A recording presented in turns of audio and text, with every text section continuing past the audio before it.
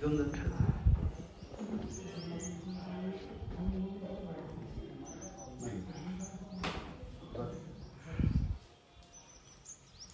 सर्वात प्रथम वास्तुशांतीचं पूजन का करावं आणि ही पूजा आपण काय केली थोडक्यात समजून घेऊया.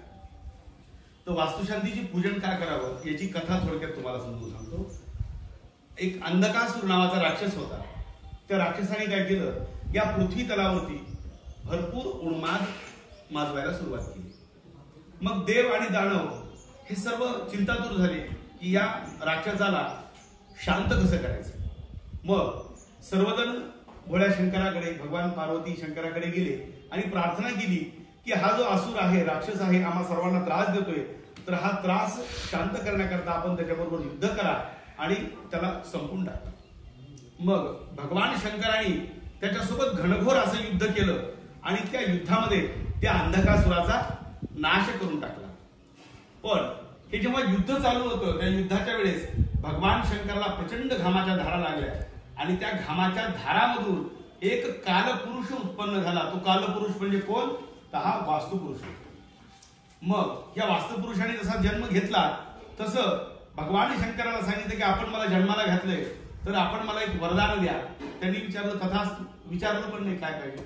तर त्यांनी सांगितलं की जे काही दिसेल पृथ्वीवर ते मला भक्षण करू द्या. भगवान शंकर भोळे होते, ते तथास्तु म्हटले. मग त्यांनी काय केलं, सर्वात प्रथम त्या अंधकासुराला जे मारलं होतं त्या अंधकासुराचं भक्षण केलं. मग त्यानंतर पृथ्वीवरती जे जे काही दिसेल ते भक्षण करायला सुरुवात केली. मग देव दानव सर्व एकत्र आले आणि भगवान शंकराच्या आज्ञेने त्या वास्तुपुरुषाला त्यांनी काय केलं, पालथं घातलं आणि त्याच्या पाठीवरती हे 77 प्रकारचे देवता बसले. देव आणि दानव मिळून 77 प्रकारच्या देवतांनी त्याच्या पाठीवरती, त्याच्या पूर्ण हातावर, पायावर, डोक्यावरती, असे शरीरावरती, विविध अंगावरती या 77 प्रकारच्या देवता स्थानापन्न झाल्या. मग वास्तुपुरुष म्हणला, हे पार्वती परमेश्वर, आपण माझे तर पिता आहात, आपण मला जन्माला घातले आणि आपणच माझ्या अंगावरती एवढे सगळे देव बसवायची आज्ञा दिलीये. तर मग त्यांनी उश्शापासा त्याला दिला.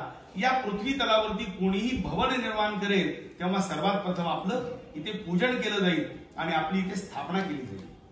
मग तेव्हापासून या भवन निर्माण, मंदिर निर्माण झालं तर तेव्हा वास्तुशांती पूजन करण्याचं आपल्या ह्या स्कंद पुराणामध्ये असं उच्चारण आणि त्याचं माहिती दिलेली आहे. जे काही आपले 18 प्रकारचे पुराण आहे ते स्कंद पुराणामध्ये याची संपूर्णपणे विस्तृत या वास्तुपुरुषाची उत्पत्तीची आणि पूजनाची माहिती दिली आहे. तर सर्वात प्रथम आपलं पूजन ठरलं तर या पूजनामध्ये काय असतं की आपल्या स्वललाटाचं पूजन करणे. तर लाभस्तेषाम जयस्तेषाम कुतस्तेषाम पराजया एषाम इंदिवरश्यामो हृदयस्तु जनार्दनः. प्रत्येकाच्या हृदयामध्ये काय आहे, एक जनार्दन भगवंत निवास करतात. हृदयस्तु जनार्दन असं शास्त्राने सांगितलंय. त्या हृदयापर्यंत पाणी पोहोचायचंय. तर मग काय केलं जातं, आचमन. आच म्हणजे शुद्धी, मन म्हणजे आपले अंतर्मन. अंतर्मनाच्या शुद्धी करता, बाह्य शुद्धी करता आपण काय करतो, स्नान करतो. तर अंतरशुद्धी करता हे आचमन केलं जातं, मनाच्या शुद्धी करता. भगवान विष्णू शंकर, भगवान महाविष्णूंचे जे काही सहस्त्रनाम आहेत त्यामधील सर्वात श्रेष्ठ 24 नाव आहेत. तर त्या 24 नावापैकी 3 नाव जे अतिश्रेष्ठ आहेत, केशवाय नमः, नारायणाय नमः, माधवाय नमः, या 3 नावाने आपण पाणी प्राशन केलं आहे. ते 3 थेंब पाणी प्राशन केले. ते कुठपर्यंत गेलं, हृदयस्तु जनार्दनः, इथपर्यंतच आपल्या हृदयाच्या पोहोचेल इतकीच त्याची आचमनाची व्यवस्था आहे. ती इथपर्यंत पाणी पोहोचलं आणि त्यानंतर आपण प्राणायाम केलाय की माझं चित्त एकाग्र हो या पूजनात बसताना. त्यामुळे मी प्राणायाम करून एक संकल्प केलाय, आपण या पूजनात बसते वेळेस माझं मन चित्त एकाग्र हो, माझ्या कुलदेवतेचे मला आशीर्वाद, ज्येष्ठ श्रेष्ठांचे आशीर्वाद मिळावे म्हणून ब्राह्मणांनी इथे शांतीपाठ म्हणला. आपण थोर मोठ्यांचे आशीर्वाद घेऊन इथे पूजनाला आरंभ केलाय. सर्वात प्रथम आपण काय केले, तर त्या जागेमध्ये पूर्वी आपण मालिका बघितल्या असतील, कथा ऐकल्या असतील, तर कुठलाही यज्ञ याग चाललं की राक्षस वृत्ती, ती राक्षस येतात आणि ते यज्ञ थांबवतात. कुठल्याही प्रकारच्या आपल्या पूजनामध्ये विघ्न येऊ न यावी म्हणून आपण पांढरे मोहरी म्हणजे सरशप जी आहे त्या सरशप दाही दिशेला टाकून पूजनाला आरंभ केला. ही मोहरी टाकल्यानंतर आपण काय केले, आपल्या डाव्या पायाची टाच जमिनीवरती 3 वेळेस आदळली. कारण काय, प्रत्येक व्यक्तीचा डावा भाग जो असतो त्या डाव्या भागावर पापपुरुषाचं निवास असतो. उजव्या बाजूला देवांचा आणि डाव्या बाजूला राक्षसांचा निवास, पापपुरुषाचा निवास आपल्या डाव्या बाजूवर असतो. म्हणून ती डाव्या पायाची टाच आपण 3 वेळेस जमिनीवरती आदळली आणि त्या पापपुरुषाला जाऊन जागण्यास सांगितलं. कारण काय सांगितले भगवंताने, देवम भूतवा देवम विजेत, म्हणजे देवाचं जर पूजन करायचं आहे तर देव होऊन आपला पूजन करायला पाहिजे. मग त्यानंतर आपण ते पूजन झाल्यानंतर आपल्या उजव्या बाजूला क्षेत्रपाल कालभैरवाचं ध्यान करे, डाव्या बाजूला हनुमंताचं ध्यान करून आपण या पूजेसाठी जे काही पाणी आणलेलं आहे, या सूर्याच्या किरणाने जे काही आकर्षित केलेलं सर्व तीर्थांचं पाणी आहे, आता सर्व तीर्थांचं सर्व समुद्रांचं पाणी आणणं आपल्याला शक्य नाही, तेव्हा या सूर्याच्या किरणाने जे आकर्षित केलेलं जल आहे ते आपण जल त्या कलशामध्ये आवाहन केलं आणि कलशाचं पूजन करून आपण इथे दीपदेवता, सूर्यनारायण देवता आणि या भूमीचं पूजन केलं आहे. त्यानंतर सर्वात प्रथम महागणपतीचं पूजन करावं. त्या गणपतीचा अभिषेकयुक्त विविध द्रव्याने आपण अभिषेक केला. त्यानंतर पूजन केले कलशाचं. त्या कलशाला सरांनी हात लावा, त्यामध्ये विविध द्रव्य टाकले गेले, औषधी टाकले गेल्या, गंध टाकले, पैसे टाकले, रत्न वगैरे टाकले असतील, हे सर्व काही त्याच्यामध्ये टाकून त्या कलशाला आपण अभिमंत्रित केलं आहे. तर या कलशावरती कुठल्या कुठल्या देवता निवास करतात? कलशस्य मुखे विष्णू, कंठे रुद्र समाचिता, म्हणजे मुखे विष्णू, मुखावरती विष्णू, कंठावरती भगवान रुद्र, असे विविध प्रकारच्या देवता त्या कलशावरती स्थानापन्न होतात. आणि मग या कलशाचं पूजन झाल्यानंतर याला म्हणतात पुण्याहा वाचन. मग आपण काय केले? तो कलश हातामध्ये घेतलाय, मंत्र म्हणलाय, दीर्घा नागा नदियो गिरय स्त्रीनी विष्णू पदानीच. दीर्घ म्हणजे काय? लांब, नद्याप्रमाणे लांब, गिरय म्हणजे पर्वत, पर्वताप्रमाणे उंच, आणि विष्णुत्रयानीच म्हणजे भगवान महाविष्णूने जेव्हा वामन अवतारामध्ये एका पायामध्ये तिन्ही लोक एकत्र केले होते, असं आरोग्यदायी आयुष्य आमच्या कुटुंबाला मिळावं म्हणून लहानांपासून मोठ्यापर्यंत सर्वांच्या कपाळी आपण 3 वेळेस हा अभिमंत्रित केलेला कलश, या देवताने युक्त असणारा कलश आपण सर्वांच्या डोक्यावरती 3 वेळेस आपण स्पर्श केला.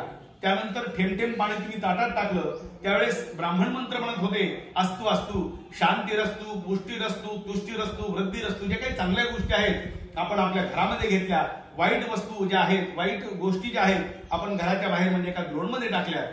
त्याच्यानंतर आपण उभे राहून अशी प्रार्थना केली, भूदेवा हा भो ब्राह्मणा, या जमिनीवरचे देव म्हणजे ब्राह्मण, वेदपाठी ब्राह्मण, आम्ही आपणाला आमच्या कुटुंबासमवेत अशी प्रार्थना करतो की आम्ही जे आज या पूजाचं यज्ञाचं आयोजन केलं आहे, या पूजनातून आम्हाला काय मिळावं? पुण्य. हे सर्व केल्यानंतर आमचं सर्वांचं कल्याण हो आणि वृद्धी. आम्ही जे काही व्यापार करत असू, नोकरी करत असू, आम्ही जे काही कर्म करत आहोत यामध्ये वाढ व्हावी, वृद्धी व्हावी. आणि हे सर्व करत असताना स्वस्ती म्हणजे काय? आम्हा सर्वांना शांती लाभावी. आणि ह्या 4 गोष्टी करण्याकरता लागणार आहे चिरकाल स्थिर टिकणारा पैसा, हा देखील लक्ष्मी आम्हाला प्राप्त व्हावी, असे 5 आशीर्वाद मागितले. त्यानंतर हे जो काही चांगलं पाणी आपण असतो असतो म्हणत कलशामधलं तामणामध्ये टाकलं होतं, त्या पाण्याने आपण सर्वांना अभिषेक केला आणि सर्वांचं आयुष्य वृद्धी होण्याकरता ज्येष्ठ असे स्वास्थ्य महिलेने आपल्याला आयुष्य वाढण्याकरता औक्षण केलेलं आहे. मग त्यानंतर 2 नंबरी पूजन केले आपण मातृका पूजन. या आपली जी कुलदेवता आहे जशी रेणुका माता, त्याच समवेत 16 प्रकारच्या मातृका असतात, त्यांचं आपण इथे पूजन केलं. मग त्यानंतर आयुष्याच्या वृद्धीसाठी आयुष्य मंत्राचा जप करून नांदी श्राद्ध नावाचा विधी केलाय. जे कोणी आपले पूर्वज हयात नाहीत त्या पूर्वजांचं ध्यान करून आपण नांदी श्राद्ध केलं.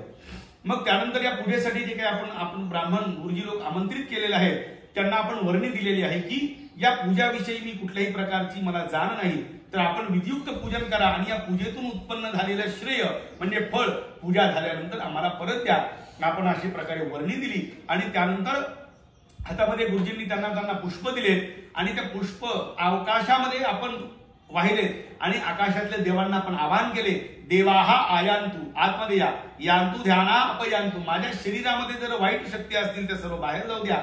आणि या देवाला आपण मुख्य देवतेला आवाहन करायला आरंभ केलाय. वरती जे मंडल मांडलेले होते रंगीत, ते काही डिझाईन डेकोरेटिव्ह आकर्षित दिसावं याकरता नाही, तर आता जे आपण वास्तुमंडल म्हटलं, जे काही तुम्हाला वास्तूची कथा सांगितली, तर त्या वास्तूच्या मध्यभागी बेंबीच्या ठिकाणी ब्रह्मदेवाने स्थानापन्न झालेले आहेत.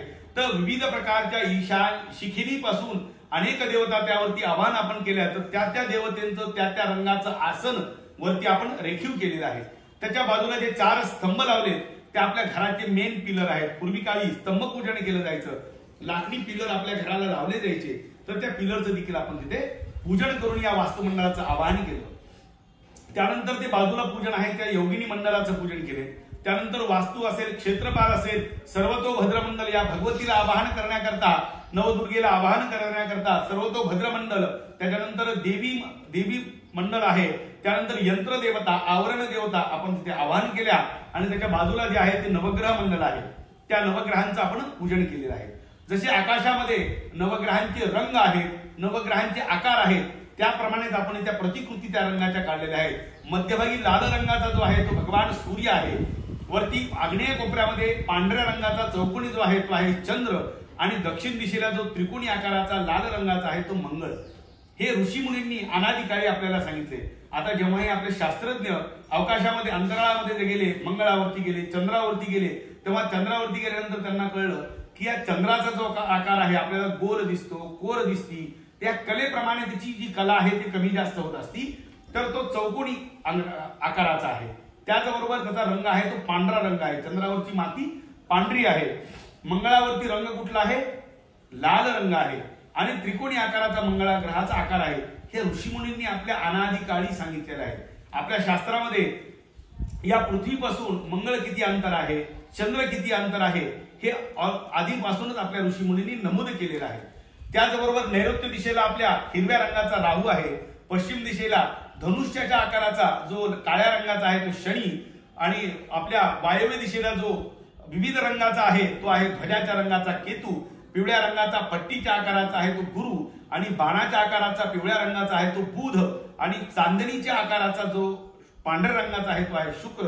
तो की रोज आपल्याला आपल्या डोळ्यांनी संध्याकाळी शुक्र ची चांदणी पाहायला मिळते, तो आहे तो पूर्व दिशेचा शुक्र म्हणजे चांदणी. तर आपण तिथे नवग्रहांचं आवाहन केलं आणि सर्वात शेवटी जे पूजन केले भगवान शंकराचं पूजन केले.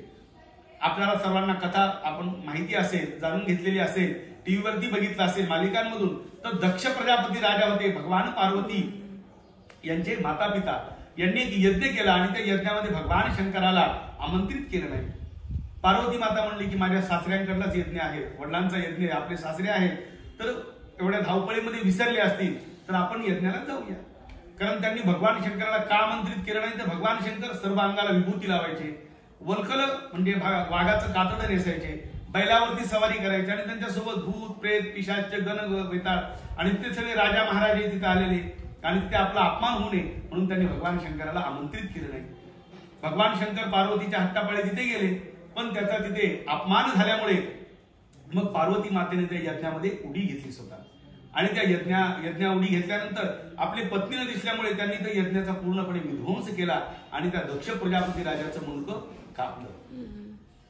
मग जेव्हा दक्ष प्रजापती जे होते ते भरपूर यज्ञ याग करणारे होते, मग सर्व देव एकत्र आले. भगवान शंकराला सांगितलं की पृथ्वी तलावरती सर्वात जास्त यज्ञ याग करणारे जे होते दक्ष प्रजापती होते, आपण त्यांना उशाप देऊन परत जीवित करावं. मग त्यांनी त्यांना उशाप दिला की भगवान शंकराला समोर जो कोणी पहिला प्राणी दिसेल त्या प्राण्याचं मुंडकं लावा. मग समोर दिसला अजा म्हणजे बकरा आणि त्या बकऱ्याचं मुंडकं त्याला लावलं आणि असा उशाप दिला की माझं दर्शन घेतल्याना भगवान शंकराचं दर्शन घेतल्यानंतर जेव्हा बकऱ्याचा आवाज काढू, टाळी वाजू, तेव्हाच मला दर्शन प्राप्त होईल असा त्याला उशाप दिला. आणि मग असं ठरलं की कुठलाही यज्ञ याग असेल त्या यज्ञ यागामध्ये भगवान शंकराला स्थान देणं निश्चित अनिवार्य असेल म्हणून भगवान शंकराच्या तिथे आपण आवाहन केलं. मग आपण काय केले, या घर्षणातून निर्माण होणारा या अग्निमंथ्यातून शास्त्रशुद्ध असा तो अग्नी आपण निर्माण केला आणि हवन करायला आरंभ केले. अग्निंदूतम पुरोदरे हव्य वाहम उपब्रुवे देवा आसा दयादिह. देवाचा दूत कोण आहे तो अग्नी, त्या अग्नीला आवाहन केलं आणि त्या अग्नीपासून आहुती देऊन भगवंतापर्यंत अन्न पोहोचवायचं काम कोणी केलं आहे तर ते अग्नी नारायणाने. तर स्वाहा म्हणून आपण त्या अग्नीमध्ये आहुती दिलेली आहे आणि ज्या ज्या देवतांना आपण आवाहन केलं होतं त्यांच्या नावाने ते आपण आहुती दिली. आणि त्यानंतर बलिदान, जसं की भगवान शंकरासोबत भूत प्रेत पिशाच येतात, तसे क्षेत्रपाल आहेत, विविध प्रकारच्या अदुष्ट शक्ती असतात, त्यांना आता आपण आपल्या घरामध्ये बोलून जेवण देऊ शकत नाही म्हणून त्यांना बाहेर आपण बलिदान ठेवलेलं आहे. त्यानंतर पूर्णाहुती करून महाआरती केली आणि जे काही आम्ही मगाशी तुम्हाला सांगितलं होतं की वर्णी आपण दिली की या कर्माचं श्रेय पूर्ण झाल्यानंतर आम्हाला परत द्यावं असं श्रेय आम्ही तुम्हाला इथे परत दिलेलं आहे. अशा प्रकारे आपण ह्या नवचंडीचं वास्तुशांतीचं या यागाचं पूर्णपणे समारोप केलेला आहे.